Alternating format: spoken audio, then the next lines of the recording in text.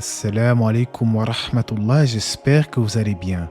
Parmi la croyance du musulman concernant la vie après la mort, les textes islamiques font mention d'un pont situé au-dessus même de l'enfer.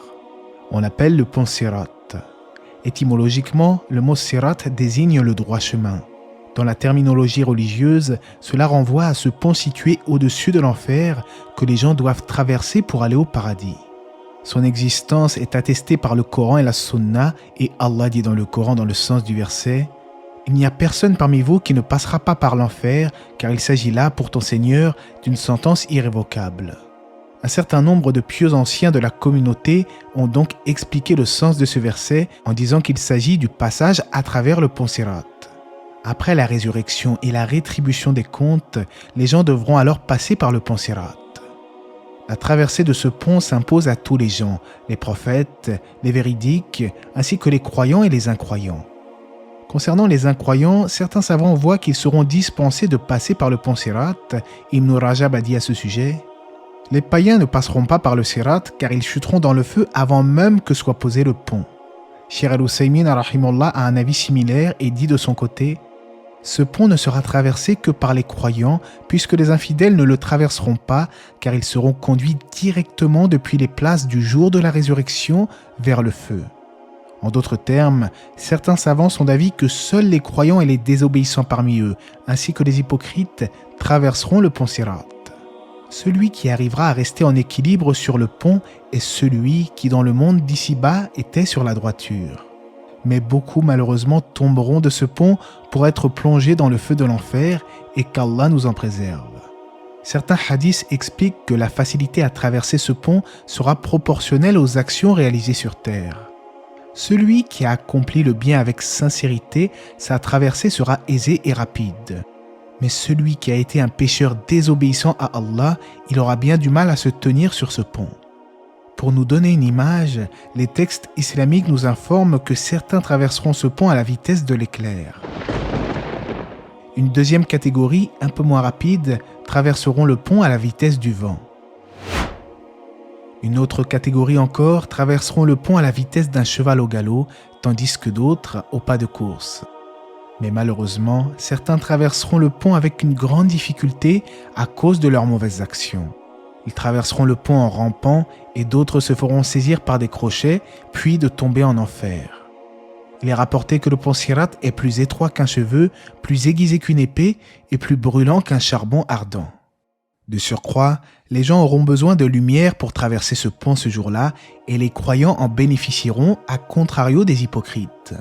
Et les hypocrites voudront alors emprunter la lumière des croyants, comme l'indique le verset. Le jour où les hypocrites, hommes et femmes, diront à ceux qui croient « Attendez que nous empruntions un peu de votre lumière », il sera dit « Revenez en arrière et cherchez de la lumière ». Dénués de lumière, les hypocrites finiront par tomber en enfer, humiliés avec les autres mécréants. On rapporte dans les hadiths que le premier prophète à traverser le Sirat n'est autre que le prophète Mohammed, alayhi salatu wassalam, et la première nation sera sa communauté. On rapporte en ce sens de ces propos « Nous serons, ma communauté et moi, les premiers à traverser. Seuls les prophètes parleront ce jour-là. Or, leur invocation ce jour-là sera « Seigneur, accorde le salut, accorde le salut. » Qu'en sera-t-il alors lorsque nous serons amenés à traverser ce pont? Serons-nous de ceux qui auront le privilège de le passer rapidement ou plutôt de ceux qui éprouveront une grande difficulté à atteindre l'autre côté? Où en sommes-nous de nos bonnes actions envers Allah? Où en sommes-nous du délaissement de nos péchés? Est-ce que nous adorons Allah avec ferveur uniquement pendant un mois de l'année, le mois de Ramadan, ou est-ce toute l'année que nous cheminons vers lui? À méditer. Il y a également un deuxième pont un peu moins connu, et Ibn Taymiyyah a dit à ce sujet « Quand ils l'auront traversé, le premier Sirat, ils arriveront devant un autre pont qui se situe entre le paradis et l'enfer. Une fois que la justice entre les personnes sera rétablie et qu'ils auront été purifiés des injustices qu'ils avaient commises, on leur donnera alors l'autorisation d'entrer au paradis. Allah sait mieux, qu'Allah fasse que nous fassions partie de ceux qui parviendront à traverser le pont et cela rapidement. Il se peut également que lors de la traversée, nous soyons amenés à voir des gens que nous avons connus ici-bas, un proche parent, un ami, un frère. Il est donc de notre devoir, à nous, la communauté musulmane, de nous encourager le bien mutuel afin de nous préserver des épreuves après la mort. Le véritable croyant doit d'abord apprendre sa religion, la mettre en pratique, puis conséquemment appeler les gens à l'islam. Il se doit également de patienter face aux difficultés liées à son prêche, et tout cela est magnifiquement regroupé dans la sourate Le Temps. Par le temps, l'homme est certes en perdition, sauf ceux qui croient et accomplissent les bonnes œuvres, s'enjoignent mutuellement la vérité et s'enjoignent mutuellement l'endurance. L'imam al-Shafi'i a dit que si Allah n'avait révélé que cette sourate comme preuve pour les créatures, elle leur aurait suffi. J'espère en tout cas que ce court rappel vous aura été profitable, que la paix et les bénédictions d'Allah soient sur le prophète, sa famille et ses compagnons.